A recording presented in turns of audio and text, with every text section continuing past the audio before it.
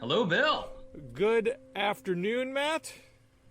Welcome to the DMZ. Bill, I have to assume that is not really your backdrop. It's too beautiful. This has to be one of those Zoom tricks, right? This is not a Zoom. I'm actually on a beach. I don't always get to have leisure time, and I'm not even sure this counts as leisure time because I'm with the family. But I am on a nice beach. It looks amazing. I hope that slightly off camera is a margarita or something. Well, you know that's not how I roll, Matt. But no, I was talking about me, Bill. Look, when I drink these you never know what's in the coffee cup. You can't just assume it's coffee. Let's see. So this is the second time I've seen you in 2 days. We did a DM Zoom yesterday with Joe Trippi, which I think went great, and I'm out tomorrow on assignment, so this is it. No, for fans, this is we're gonna have to bring the heat right now, Bill. This is all they get. A lot has transpired, I feel, since you and I talked less than 24 hours ago with Mr. Trippi, and we should give him an extra plug. He's starting a new podcast, That Trippi Show, which is excellent. Yes, please subscribe to that, rate and review it. It's a good show, and Joe is a great guy. Absolutely. And we had a solid conversation. You can find it. It's not up on my audio podcast yet, but if you want to listen to me and Bill and the gang talk to Joe Trippi, it's on my YouTube page right now. So just search for that. So just today, Herman Cain passed away from COVID-19.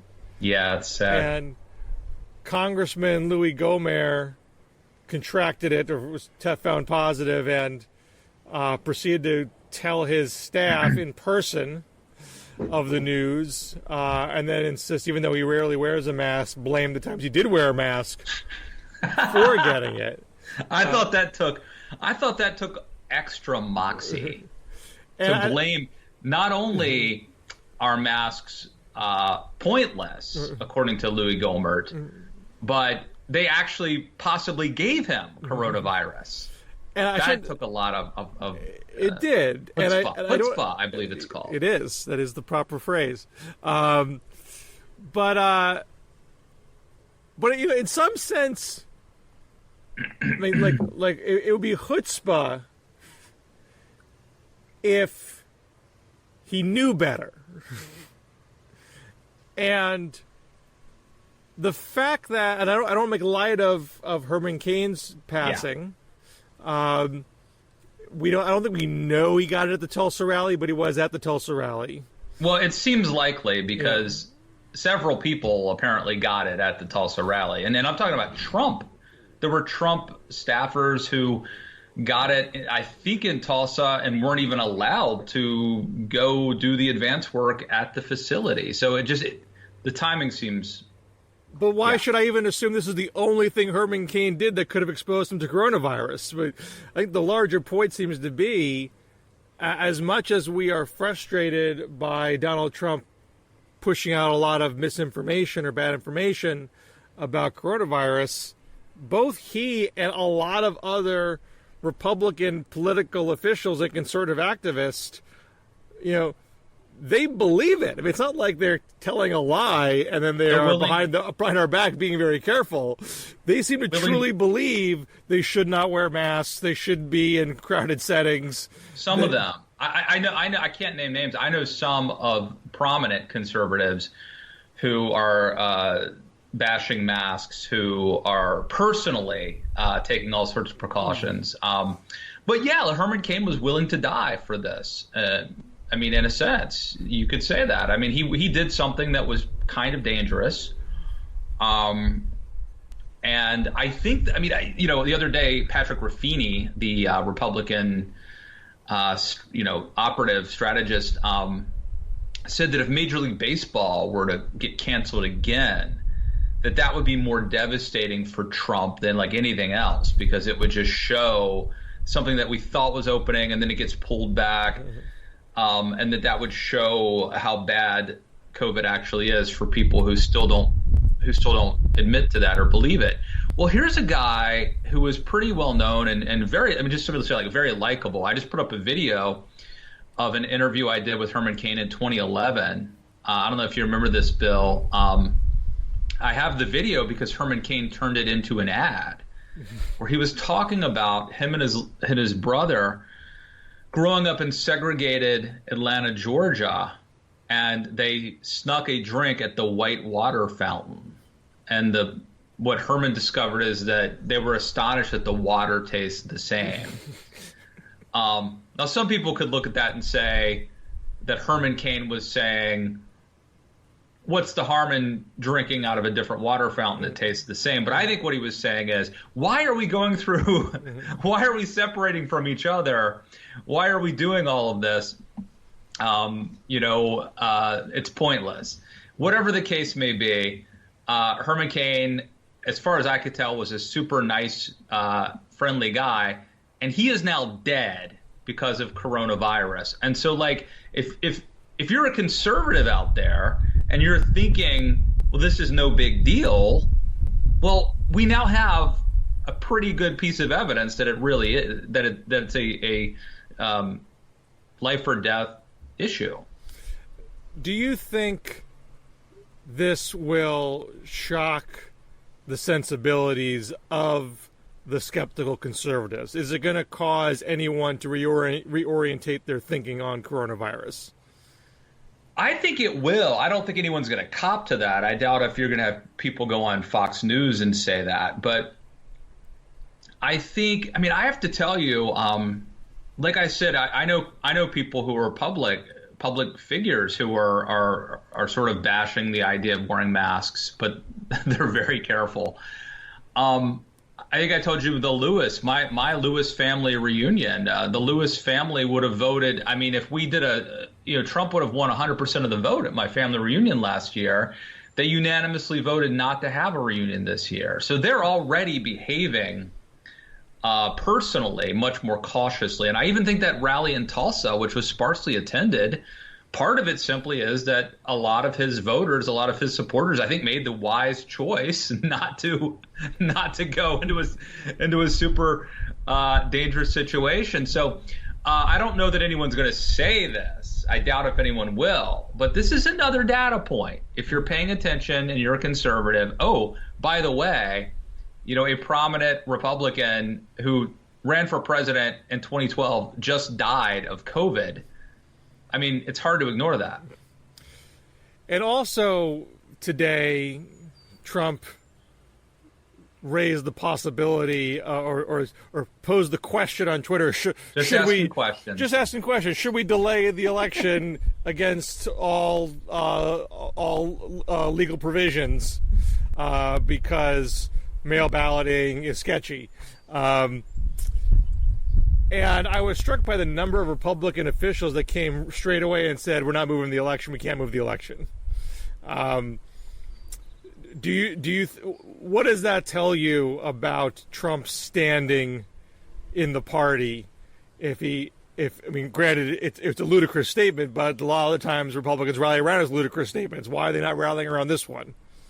Well, look, I think a couple things. One, I was probably less impressed by them than you were. Rubio, I saw, maybe I didn't see all of them. Rubio was pretty full-throated denunciation of what Trump did.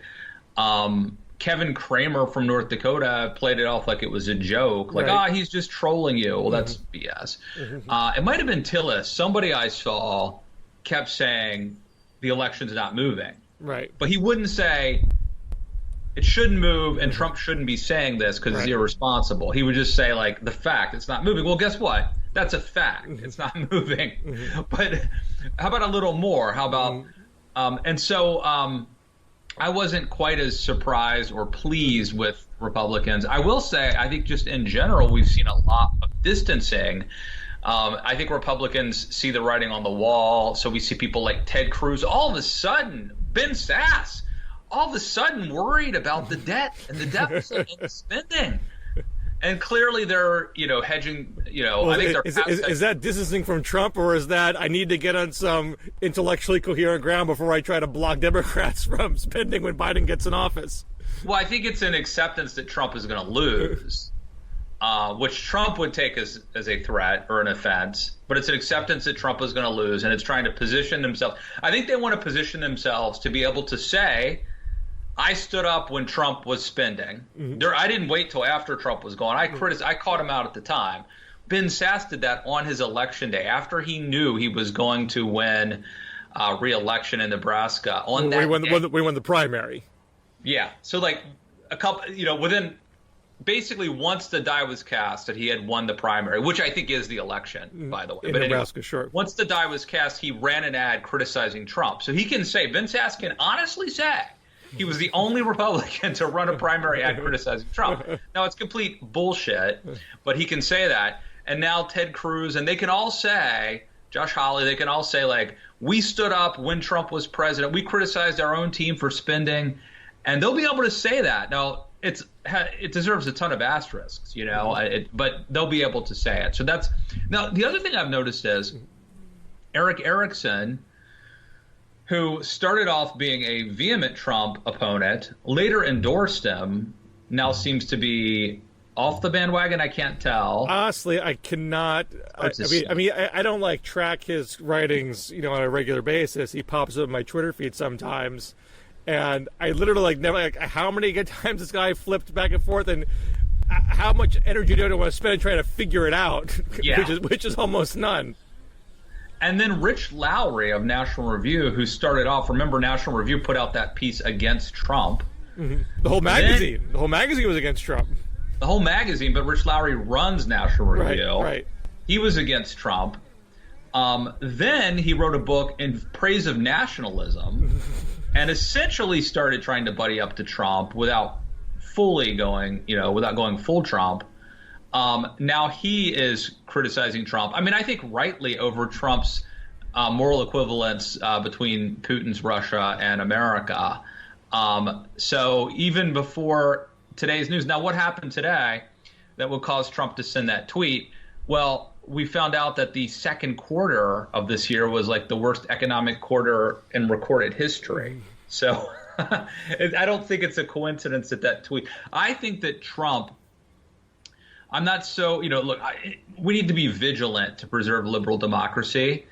And I think Donald Trump clearly has posed a threat to that and to our norms and to our institutions. And if you were going down the how to be a dictator or how democracies die checkbook, postponing elections is on that the playbook, right? I mean, that's one of your moves is postponing an election.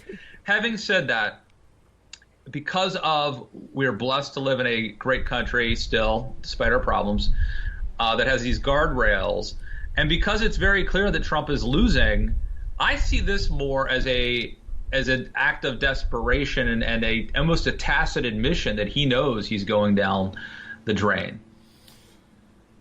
And if that is the case, you would presumably see, Trump's fundraising begin to struggle. He banked a lot of money in the first half of the year, but he might have a hard time keeping it going. Will Republicans be able to regroup enough to say, we got to draw a line at the Senate? We got to start having the message that, hey, whatever happens to the presidential, you want a Republican Senate to be a check on Biden here. Please give money to the RSCC and give money to our vulnerable swing state senators, et cetera, et cetera. Or is there too much of every person for him or herself going on that level of coordination can't happen? I can't speak to that, Bill. I can tell you that I was embroiled in it. I don't want to say heated because I wrote a piece at the Daily Beast where I made the argument, and I started this off. Since I made this argument, David French has echoed it. Ramesh Ponnuru has echoed it, but I was the first. The pioneers take the arrows sometimes. So I made the argument that because Trump's loss is essentially a fait accompli, barring some miraculous comeback, which you never know. But because it seems that Trump is destined to lose, and because Democrats already control the House, that if you are a conservative, now look, if you're a liberal, progressive Democrat, this doesn't apply to you. But if you're actually a conservative who cares about abortion or whatever, taxes, fracking, all the things, gun rights, whatever your thing is, it might be good to keep one check on Biden, and not just on Biden, but on the left. I mean, Biden has been pretty good at doing that himself, but I don't know how long he can pull it off. And so I went on the Bulwark podcast with Charlie Sykes, who disagrees with me, and I would commend this to you if you haven't heard it yet. It was a very good, I think, very smart debate and discussion. I think if you listen to it, you'll get a sense for the pros and cons. So I took that position, Bill, that I think it would be, if you're a conservative, you should be rooting for these very flawed Republican senators to at least hold onto a tight majority of one branch, to have one check and balance on this incoming administration. But I don't think it's going to happen. I mean, I think Republicans are going down big time. I think they're going to lose the Senate and the presidency, and that's not. I think Bill, that is not a bold thing to say at this point. That's probably conventional wisdom. I mean, I think it's conventional. It's becoming conventional wisdom that Democrats will take the Senate, but I think the range of it is still a little up in the air. I don't know how many people really think it's going to be a clean sweep. Democrats are now down 3 in the Senate. I don't know how many people are saying they're going to get to +5, which is theoretically possible at this point, but I don't know how many people are really going that far out to predict it, because you still got a number of close races in there. Yeah. Now, if you want to be a check, if you want Biden to have a check, I understand your argument. Better to have a Republican Senate than a Democratic Senate that will ensure a check. I think that is just a tautological truth. But there's a difference in being a productive check that prevents Biden from going off the left-wing rails, and being an obstructionist check that just ties his hands all together from doing anything. Yeah. And I do think there is. I mean, I think if McConnell's the majority leader, you have a high likelihood of just straight up gridlock. Well, let's talk about that for a second. I mean, it would be naive to say you're wrong. I mean, modern history suggests that this is the move. However, just to play devil's advocate here a little bit,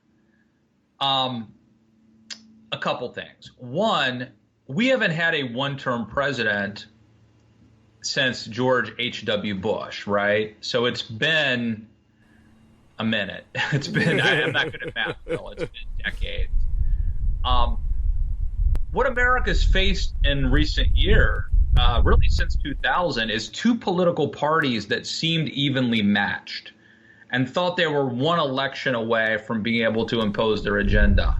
And so that created a circumstance that disincentivized any form of compromise. There was no clear daddy party or majority party. What's the term? There's actually moon party. Is it the sun party and the moon party? Or I've heard it put different ways, but there is no clear dominant party. And so there's been this struggle, and that has disincentivized cooperation. Mitch McConnell, if Donald Trump goes down in a landslide and Trumpism is discredited, and Mitch McConnell, who is a pretty pragmatic, he's a very shrewd, tough operator, but I don't think he's an ideologue at all. He's a partisan. Let me frame this as a question, Bill. Is there a chance that the scenario shifts whereby it is Mitch McConnell, who's going to be, God knows how old the guy's going to be by or even is, he will have just won re-election. Trump will have just been defeated bigly, according to my. Is there a scenario where McConnell's incentives change? McConnell's, no. I mean, all evidence is that he is a partisan from start to finish. Doesn't want to get crosswise with his base unless, like, there are certain things like he didn't used to be that way. He was kind of a civil rights pioneer. You're talking way a long back. time ago. But he was also, I mean, Bill, I'm old enough to remember when McConnell was viewed as a rhino squish. Oh, sure, but that's not today's McConnell. But McConnell is enough of a partisan pragmatist to know I'm not going to allow my base to go to me into a shutdown because that's bad for my party. So I will stand up to them on that score. But there's not a lot of evidence that he's willing to work with a Democratic president to advance a Democratic idea with the intent of standing off the rough edges and making it a little bit, pull it more to the center. That's not the guy McConnell has been. Whereas if you had the true blue wave, that you gain 7-8 Democratic seats, you're at 54-55, you're winning in Iowa, Kansas, Montana, maybe Georgia, maybe Texas, maybe North Carolina. I don't think McConnell changes, but you have the possibility that Biden can work with, 5 to 10 different Republican senators, depending on the issue, and get to 60. Because in that scenario, you will have a push from the left and the partisan wing of the Democratic Party to say, screw these guys. Yeah, junk the filibuster, ram through the partisan agenda. Don't give these guys a second to tie your hands. And you're seeing Biden weigh that. Just to take him at face value, he's saying, I don't think we have to do that, but the Republicans are going to be really difficult. We're going to have to consider it. My guess is this is negotiating tactic on Biden's part. Doesn't really want to do that. He's been an institutionalist his entire life, believes very strongly in bipartisanship as far as keeping the country unified and keeping policies sustainable.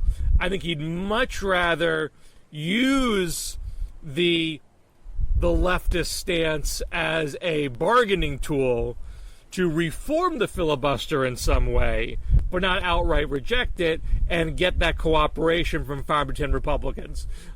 So I still think that serves as a check. It allows for Biden's agenda to be contained and be more literally centrist. And that might be more conducive than trying to feed the notion of more, rank partisanship. I feel like if you're a conservative, so there's comity, and then there is capitulation. What's that? Capitulation. Well, yeah, okay, and I feel like if your goal is peace, then go along with it. But I think there is going to be pressure from the left, particularly if they have all three. If you're a progressive activist and you want to do something radical, and the Democrats now have the presidency and the Senate and the House, and you don't get it done, that's tough, right? Biden has done a good job of standing up to them, but he has currently an incentive to do it. The incentive is that he's running for election and against Trump. Can he be that strong for 4 years? Biden flip-flopped for political reasons on abortion. I mean, he used to be pro-life, then he became pro-life, but vehemently opposed to federal funding of abortion because he said, should my tax dollars go to pay for something that I'm opposed to? And he flip-flopped on that under duress, and now now opposed the Hyde Amendment, supports taxpayer funding or federal funding of abortion. What's to say he won't change on a lot of other stuff too that are frankly less fundamental issues. And, the other thing, too, is a president delegates. They appoint judges. They appoint people. They hire bureaucrats. The things that they actually are in charge of are a small percent of the things that happen in an administration. And then I think there's probably going to be pressure if Republicans do stymie their agenda to get rid of the filibuster.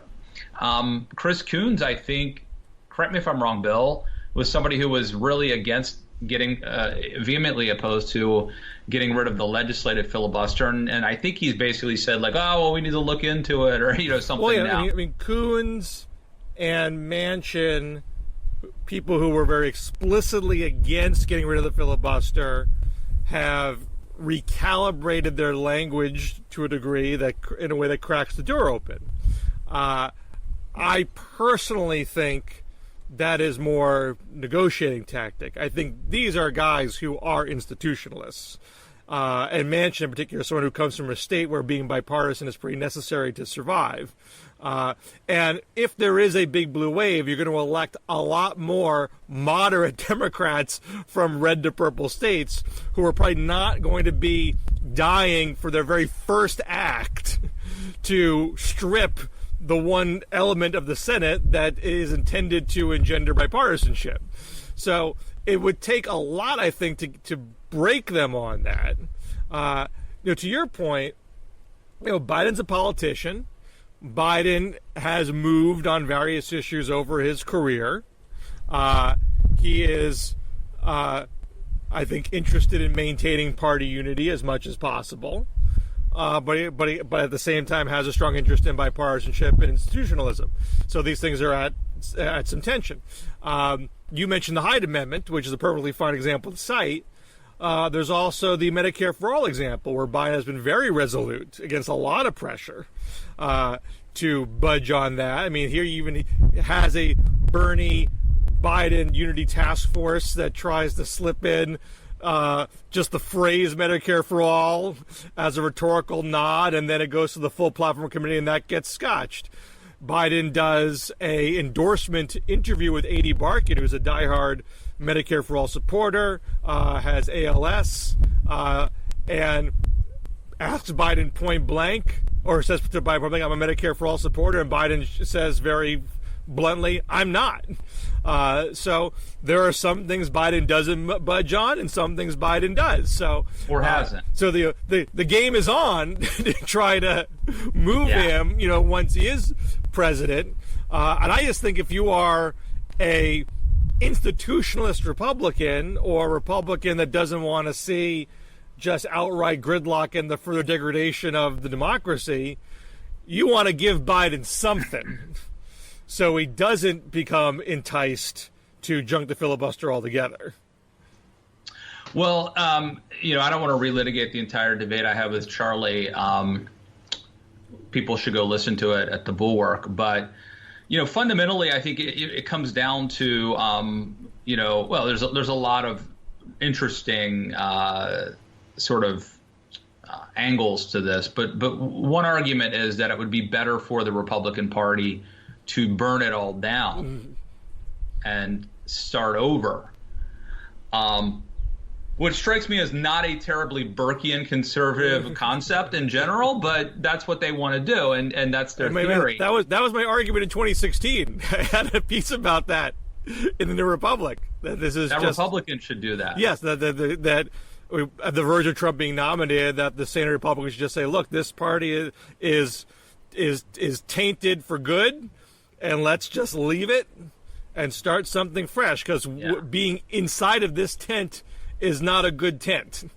And of course, no one listened to me, and they won the presidential election, but perhaps that will get revisited if Trump loses and Trump doesn't relinquish control of the party. And my book, Too Dumb to Fail, was arguing that the Republican Party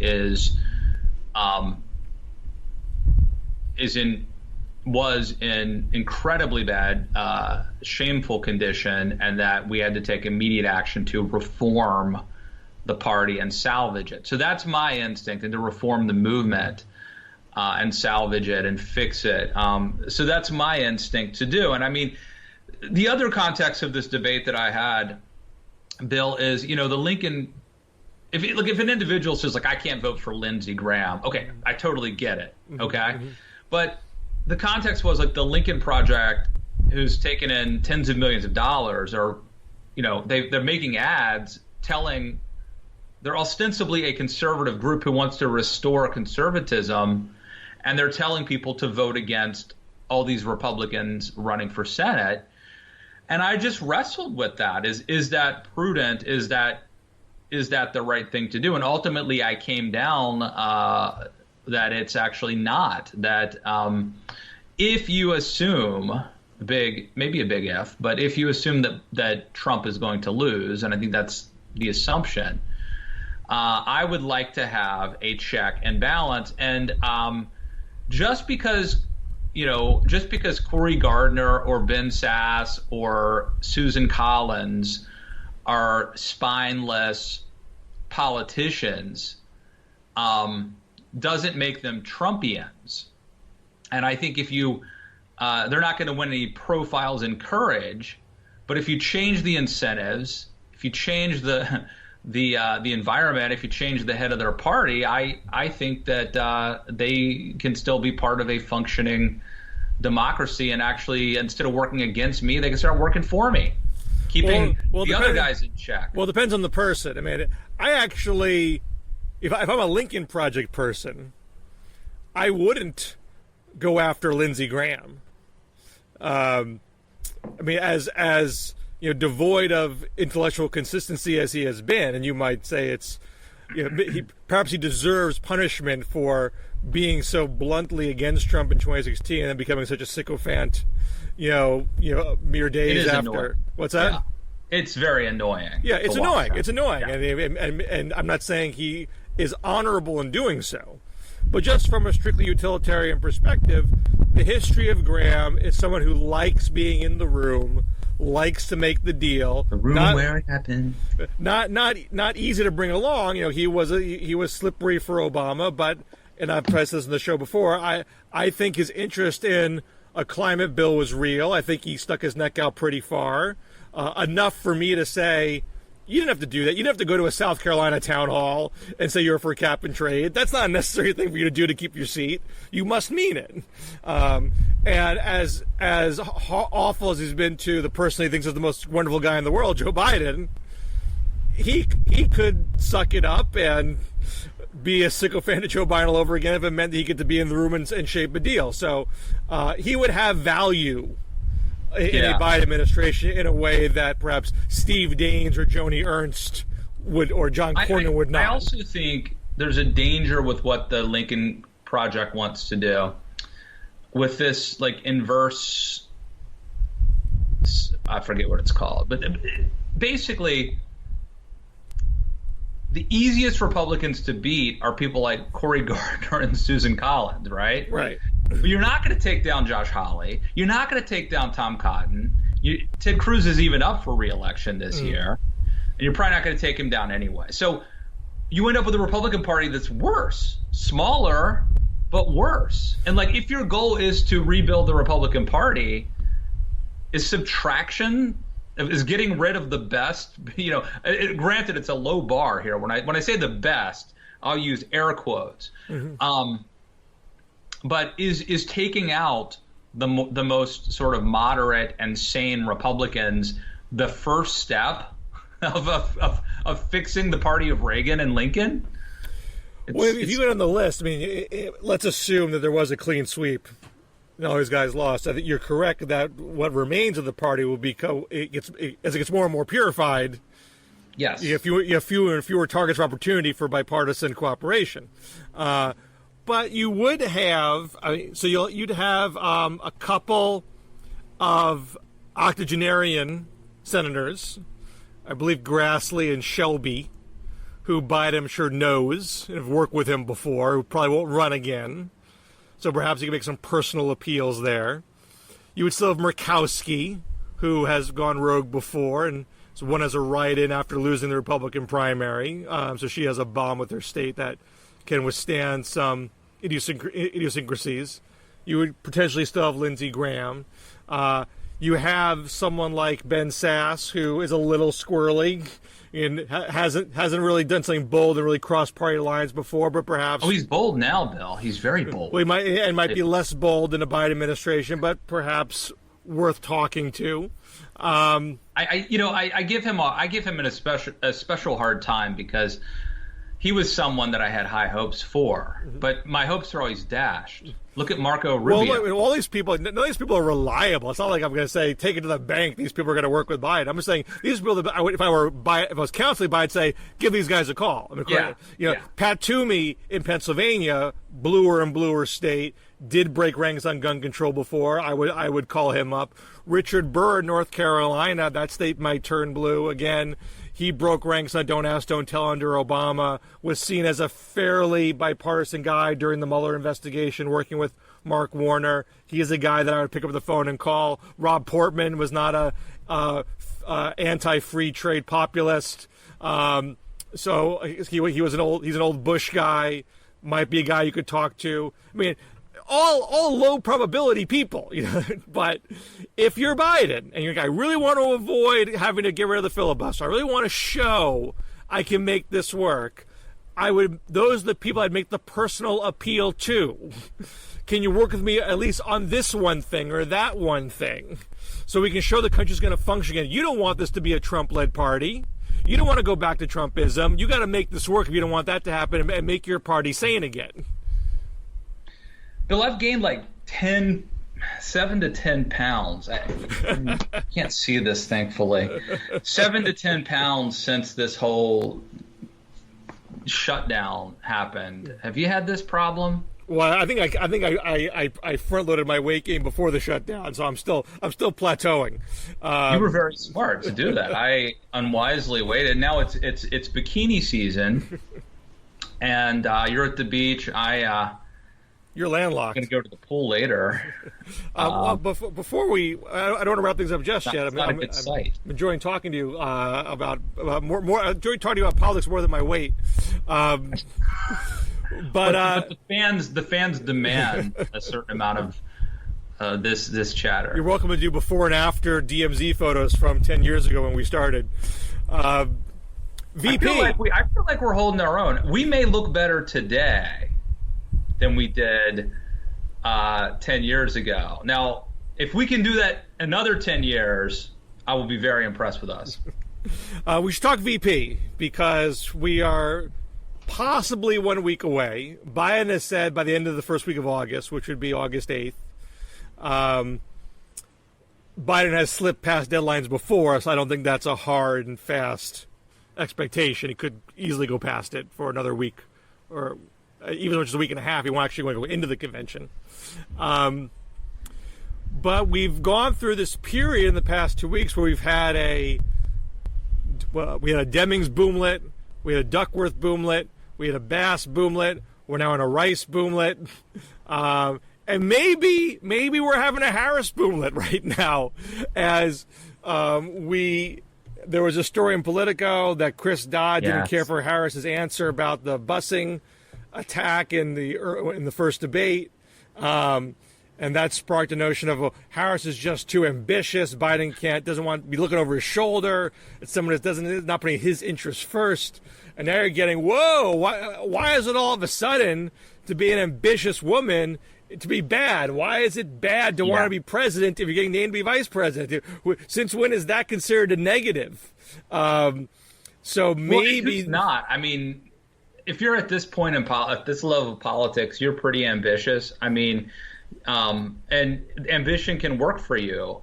Reagan made James Baker. Reagan picks his adversary, who called his plan voodoo economics. That's George Bush, and then takes Bush's campaign manager, James Baker, and makes him his chief of staff, thereby setting up a scenario where the only way Baker can win is if Reagan wins. So. Right. Ambition can work for you. These are ambitious people. I don't think it's a deal breaker. And by the way, Chris Dodd, as you know, Bill, has an interesting track record with the whole Me Too thing. Yes. As I recall. Well, so I mean, that card's being played against him to say, hey, don't let this guy derail, an ambitious woman. But, Chris Dodd should know better because he shivved Hillary in 2007. I mean, that was probably the pivot point in the 2008 primary was Hillary Clinton getting knocked around for not having a clear position on immigrant driver's licenses. And Dodd was the one that plunged the knife into her. And Joe Biden was not so pleasant towards Barack Obama, said flat out he's not ready in a Newsweek interview, and then he's asked about that in a debate, and he says, I stand by the statement. And Obama, of course, looks past that and makes him VP. So, and let's not forget, Bill, when I was up for this job, you wanted Kirsten Soltis Anderson. The email that you sent to Bob Wright about me, we've been able to work past, and we do counseling. Have you been able to produce that email? I see no evidence of this email. We do counseling to get past it. And look, this has flourished for a decade. So you can get past these. I do want to say this, Bill. You mentioned Politico. They had a thing where they announced that Joe Biden picked Kamala Harris. And there is a conspiracy theory, which I'm part of, advancing right now, because this is very fishy, Bill. Now, look, media outlets will pre-write things, like obituaries. There's an obituary already written for pick an old person who hasn't died yet, right? Mm-hmm. And it could accidentally get published. But here's the thing. What you would never do is include a quote, a real quote. You would just put in like X's or like quote in capital letters, like put quote here, something like that. There is a quote from Joe Biden in this, and I'm telling, there's something fishy about this that leads me to believe that they may have gotten a heads up that Kamala is the one. What you would really never do is pick your VP a week plus in advance, write out a press release with the quote, feed it to a news organization, and say, hey, you just sit on that for a week. You just sit on that because I'm going to make everybody sweat for a while. But trust me, that's the decision. Spot, because I know you're a homer here. I know you're part of the Politico magazine family, and I don't want to put you on a spot. Let me just say it. This is Matt Lewis saying it.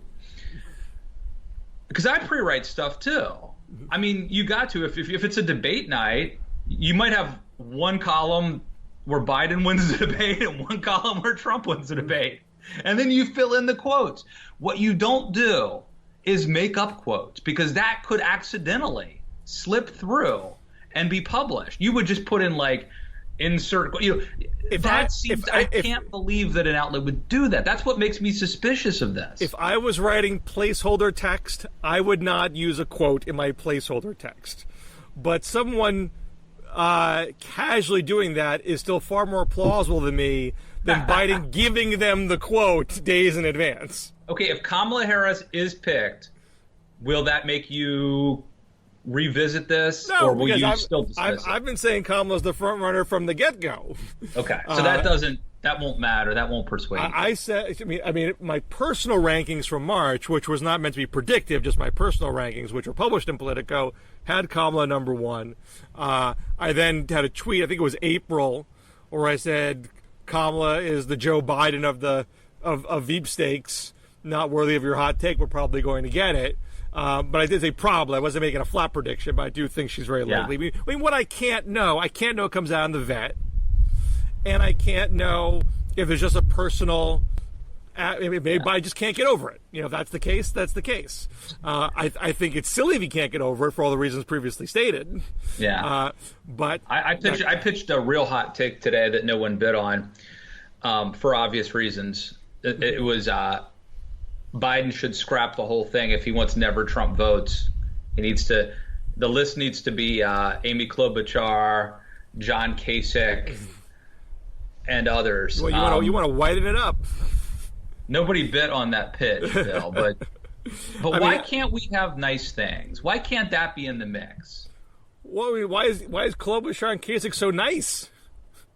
I think if you want to win, if you're Joe Biden and your goal is to win never Trumpers, they should be on the list at least. Every piece of polling data we have is that he is already winning never Trumpers. He doesn't need to bend over backwards to entice them to win. He has already being taken advantage of, and I'm not even voting for him. The challenge for Biden is to maintain the big tent that he currently has. And I think the expectations are higher within the Democratic base that he picks a person of color and most likely a black woman than there is on the never-Trumper side of the fence that he picks a anti-abortion Republican as his vice president. Amy Klobuchar, I stand by this, Bill. Amy Klobuchar, I think, was the best pick. Now, what happened, the police abuse, the murder, all that stuff, the protests, that did her in. I mean, that did in Amy Klobuchar, especially since it happened in Minnesota. Mm-hmm. But I still think she was your best pick if your goal is, do no harm, let's win Pennsylvania, let's win Michigan, let's win – anyway, whatever. Joe Biden's probably going to run away with it. Let me ask you this. Do you think someone like John Kasich – and I'll just use him as a placeholder for, generic, moderate Republican – will end up in the cabinet of Joe Biden? I think Biden will have at least one Republican cabinet member. I don't know if it's going to be John Kasich. They wouldn't put Kasich near anything like HHS, where he would have some influence over abortion policy. Or he wouldn't be Department of Labor, would have influence over labor policy. So I'm not quite sure where you would put him. But I wouldn't totally discount it. He will have Republicans. I mean, Obama had Republicans in his cabinet. I think everyone has had, every recent president at least has had at least one other than Trump, right? That's right. But Trump did talk to Tulsi Gabbard. There's some Manchin talk and Heitkamp talk. Right. And Heitkamp could have taken it instead of losing. I forget how that played out at the time. I once upon a time I knew the intricacies of that story. How seriously do you take the Susan Rice boom? I take it seriously. I think it would be a mistake, but I take it seriously. You think it's a mistake because of Benghazi? Partly, I just think there's too much baggage. It's a pick that harkens back to the past, a past that Biden's already got enough baggage and credibility and baggage, the good and the bad. So I think it would be a mistake. And then also, she's involved in the unmasking of Flynn, right? And there's going to be this. That's not a real thing. Do you want to there's going to be this Durham report that Barr puts out.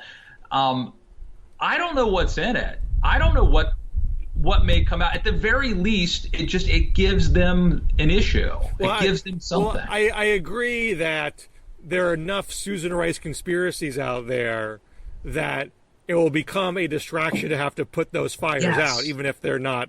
I don't think Biden needs that. I agree with that. In fact, when I made my rankings, that's what I said about Rice. I had her on the list, but low down for that reason. Condi, I think, is a different story. Let's put her on the list. Well, I don't think that's going to happen either. I'm a little sympathetic to the notion of pick Rice and tell these guys to shut the hell up, which is I think part of the Rice boom is that don't let these conspiracy theories dictate how you behave. Now there is a foreign policy exploration of Rice by Michael Hirsch that brought up those types of things. But brought up another point, which I thought was, I think, particularly relevant, is that she has a reputation for being a very tough, bureaucratic infighter. I think she's mean. I used to sit at I used to spend countless hours at the MSNBC green room when Obama was running for president, and she would be in there. I'd be in there for hours with her sometimes. Mm-hmm. I'm not exaggerating. Mm-hmm. And you like her? No, but I never spoke to her. She wouldn't give you the time of day. She wasn't like the national security advisor at this point. Right. You know what I mean? Right. Well, she was cold as ice. Which there's value to that. I don't think she should be disrespected that she is, tough, all business, gets her way behind the scenes. These are attributes. I don't know if they're vice presidential attributes. I mean, if you want a Dick Cheney vice presidency, maybe. But I like that. That's your next pitch, Bill. Although it's not a perfect analogy. It falls apart because she's a lot younger, but there's something there. But I think, this is a person who will be looked at as, is this person presidential material? And that goes beyond just the nominal experience. She has the foreign policy experience to be commander-in-chief. Yeah. Does she have the light touch She's that you never need been to be elected to politically anything, right? Exactly. She hasn't had to deal with those types of scenarios. And there's the one, well, she only got to campaign on Zoom, so who cares? Like, just because you're not shaking hands, like, that's not the end all be all of electoral politics. We dismiss these smile more critiques of female politicians, but men have to smile too. You still have Talk to be less, smile more. And Trump may be an obnoxious exception to the rule, but generally speaking, it's a good rule that people like you. And Kamala, quite frankly, is a very ebullient politician. I think she is tough. And she smiles. She has gone through the process of having to learn how to make personal connections on the campaign trail, and whatever weaknesses she has in that score, I don't think that's one of them. And if you're going to say, well, she wasn't perfect because of this or that, Karen Bass and Tammy Duckworth and Demings and Rice haven't had to do nearly as much of it as Harris has, so you're not getting a great apples-to-apples comparison of their skills on that score. And so you may find out too late in the game these other folks aren't as good at it as Harris is, even if you think Harris is not super-duper at it. I think we should do every DMZ show from the beach. Do you think blogging heads, the suits of blogging heads, seeing how good this went today and how good you look, maybe you could find some place in the budget to send one of us to the beach to do these? They are welcome to include that in our very luxurious pay packages. Yeah, well, we're up for a contract renegotiation soon, where we. I'm going to have my agents talk to them. I'm going to get Matt and Keith on the phone and see what we can do. Where's the picturesque spot in West Virginia that we should do this at? Dude, West Virginia, where isn't the picturesque spot? This is almost heaven. John Denver, baby. Blue Ridge Mountains, Shenandoah River. It's all. Are you river rats now? Do you go swim in the river? I'm not a big fan of that, but we have been to Great Cacapen, the state park, where the kids have gotten in. That's a lake. But there's a lot of rafting here, and so I'm really close to pulling the trigger on a kayak, Bill. I'm going to become that guy. See, I would be that guy if I wasn't afraid of capsizing my family. Well, they do make these life vests, which we'll wear. So we'll see how it goes. It's developing. I feel bad because we live near a river. I live very close to I live near the Connecticut River, pretty major river. And there's lots of boating that people do on it. And I'm just like, I will never live with myself if I kill my family on the river. So I've generally stayed away. Well, now that you put it that way. Another excellent episode of the DMZ, Bill. Let's see. Let me just plug once again our Joe Trippi conversation. Yep. So if you want to be, let me think of, we've had Ross Douthat, Ramesh Ponnuru. Were you on with Ramesh, or was that just me? I was not on with Ramesh. Okay, let me strike that. We've had Ross Douthat, David Frum. I've had Mike Murphy. I don't know if you were on. I was not on with that one. Although I think your fans, your patrons were invited. Yes. Same with Ramesh. Did I say Steve Kornacki? Not yet. We had Steve Kornacki, and we had Joe Trippi. That's pretty good. And so if you want to be a part of these calls, these chats, where you can talk to cool people like Joe Trippi, Steve Kornacki, and David Frum, you can give us money at patreon.com, Matt Lewis or Bill Scher. And we will not be doing our normal Friday happy hour this week, sadly, but we'll hopefully be back with that next week. And if you want to see, as of now, the Joe Trippi thing is on my YouTube. If you just Google me and Joe Trippi. And what was the title of that one, Bill? Something to do with that Trippi show. No, that's his podcast. Oh. Our podcast with Trippi was called like Chaos and Community. Chaos versus Community. But you should subscribe to Trippi's podcast, That Trippi Show, which I think is about hallucinogenics. I'm not sure. They may touch on politics as well.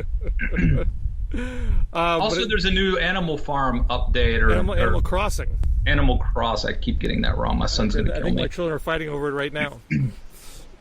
So that's a good reason for us to end this show, Bill. Always a pleasure. Have fun. What a great vacation, man, where we can get to do the DMZ. Absolutely. Until next week. All right. See you guys. Bye. See you, buddy. All right. Take care.